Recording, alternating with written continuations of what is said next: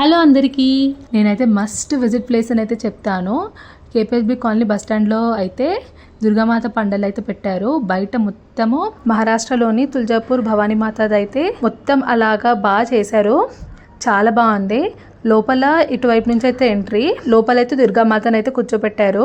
మీరు కూడా వెళ్ళేసి రండి, చాలా బాగుంది.